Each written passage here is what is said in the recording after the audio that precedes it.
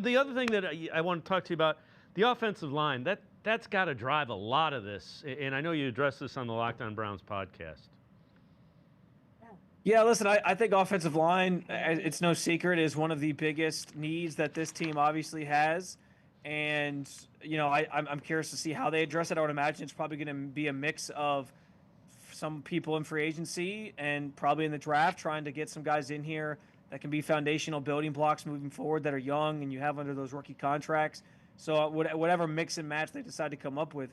But obviously, that is one of the biggest priorities that this team has. And I'm as intrigued as anybody to see, hey, you fix that offensive line. You add some receivers to this team.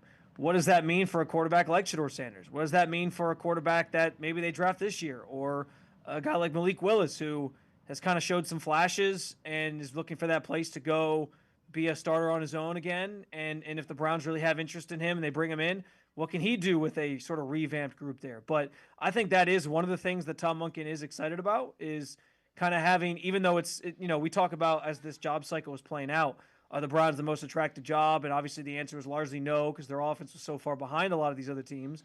But I do think Tom Monken looked at this situation. Yes, a lot of it was it's the only head coaching job he's ever been offered, so he's not going to say no.